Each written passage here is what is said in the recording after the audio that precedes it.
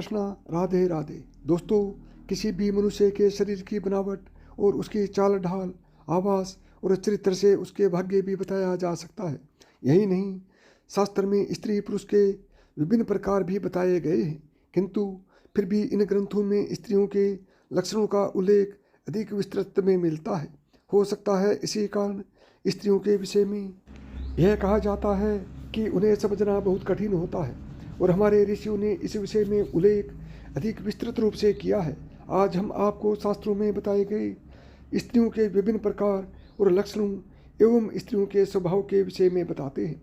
शास्त्रों में स्त्रियों के विभिन्न प्रकार बताए गए हैं, जिनमें पहला है चित्रिणी। चित्रिणी स्त्रियां पतिव्रता, सब जनों पर स्नेह करने वाली होती हैं। ये हर कार्य बड़ी ही शीघ्रता से करती हैं। इनमें भोग की इच्छा कम होती है। श्रृंगार आदि में इनका मन अधिक लगता है। इनसे अधिक परिश्रम वाला काम नहीं हो पाता, परंतु ये बुद्धिमान और विदुषी होती हैं। गाना बजाना, गृह सज्जा और चित्रकला इन्हें विशेष प्रिय होता है। ये तीर्थ, व्रत और साधु संतों की सेवा करने वाली होती हैं। ये दिखने में बहुत ही सुंदर होती हैं। इनका मस्तक गोलाकार, अंग कोमल और आंखें चंचल होती हैं। इनका स्वर कोयल के समान होता है। बाल काले होते हैं। इस जाति की लड़कियां बहुत कम होती हैं। यदि इनका जन्म गरीब परिवार में भी हो तो ये अपने भविष्य में पटरानी के समान सुख भोगती हैं। दूसरी, पदिनी प्रकार की स्त्रियां। समुद्र शास्त्र के अनुसार पदिनी स्त्रियां सुशील, धर्म में विश्वास रखने वाली, माता पिता की सेवा करने वाली व अति सुंदर होती है। इनके शरीर से कमल के समान सुगंध आती है।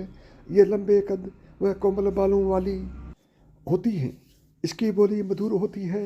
पहली नज़र में ये सभी को आकर्षित कर लेती हैं। इनकी आंखें सामान्य से थोड़ी बड़ी होती हैं। ये अपने पति के प्रति समर्पित रहती हैं। इनके नाक, कान और हाथ की उंगलियां छोटी होती हैं। पदिनी स्त्रियां प्रत्येक बड़े पुरुष को पिता के समान, अपनी उम्र के पुरुषों को भाई तथा छोटों को पुत्र के समान समझती हैं। ये स्त्रियां देवता, गंधर्व, मनुष्य सबका मन मोह लेने में सक्षम होती हैं। ये सौभाग्यवती, अल्प संतान वाली, पतिव्रताओं में श्रेष्ठ, योग्य, संतान उत्पन्न करने वाली तथा आश्रितों का पालन करने वाली होती है। तीसरी होती हैं हस्तिनी। इस जाति की लड़कियों का स्वभाव बदलता रहता है। इनमें भोग विलास की इच्छा अधिक होती है। ये हंसमुख स्वभाव की होती हैं और भोजन अधिक करती हैं। इनका शरीर थोड़ा मोटा होता है। ये प्राय आलसी होती है। इनके गाल, नाक, कान और मस्तक का रंग गोरा होता है। इन्हें क्रोध अधिक आता है। कभी कभी इनका स्वभाव बहुत क्रूर हो जाता है। इनके पैरों की उंगलियां टेढ़ी मेढ़ी होती हैं। इनकी संतानों में लड़के अधिक होते हैं। ये बिना रोग के ही रोगी बनी रहती हैं। इनका पति सुंदर और गुणवान होता है। अपने झगड़ालू स्वभाव के कारण ये परिवार को क्लेश पहुंचाती हैं। इनके पति इनसे दुखी होते हैं।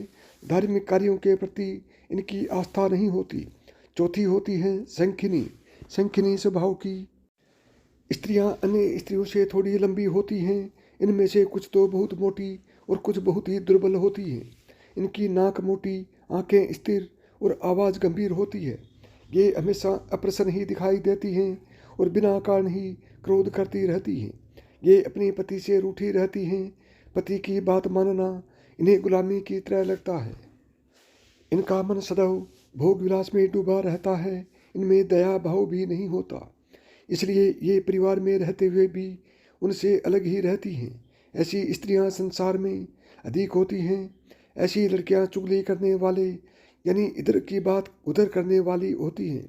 ये अधिक बोलती हैं, इसलिए लोग इनके सामने कम ही बोलते हैं। पांचवी होती हैं पुष्टली। पुष्टली स्वभाव की लड़कियों के मस्तक का चमकीला बिंदु भी मलिन दिखाई देता है। इस स्वभाव वाली महिलाएं अपने परिवार के लिए दुख का कारण बनती हैं। इनमें लज्जा नहीं होती और ये अपने हाव भाव से कटाक्ष करने वाली होती हैं। इनका मन अपने पति की अपेक्षा प्राय पुरुषों में अधिक लगता है, इसलिए कोई इनका मान सम्मान नहीं करता। सभी इनकी उपेक्षा करते हैं। पुष्टली स्त्रियों में युवा अवस्था के लक्षण 12 वर्ष की आयु में दिखाई देने लगते हैं। इनकी आंखें बड़ी और हाथ पैर छोटे होते हैं। छठी होती है आतुरा। इस तरह की स्त्रियां हमेशा हड़बड़ी में ही रहती हैं। प्रत्येक कार्य को शीघ्र से शीघ्र पूरा करने का इनमें जुनून होता है। इसी कारण से कई बार इनके काम बिगड़ भी जाते हैं। ये होती तो साधारण रूप रंग वाली हैं, लेकिन पति से बहुत प्रेम करती हैं। यदि इनके मन की कोई बात पूरी ना हो तो पति से लड़ाई भी कर लेती हैं। इन्हें नए नए मित्र बनाने का स्वभाव होता है। इनके अधिकतम मित्र स्त्री ही होते हैं। ये धन संचय करने में कमजोर होती हैं और अपने मित्रों पर अधिक खर्च कर बैठती हैं। सातवीं होती हैं डाकिनी। इस प्रकार की स्त्रियां मीठी मीठी बातें करके अपना काम निकालना खूब अच्छी तरह जानती हैं। लोगों को धोखा देना इनकी प्रकृति में होता है। ये ऊपर से प्रत्येक व्यक्ति से बहुत निकटता और अपनापन दिखाती हैं, लेकिन भीतर ही भीतर उन्हें धन ऐंठने की योजना बनाती रहती हैं।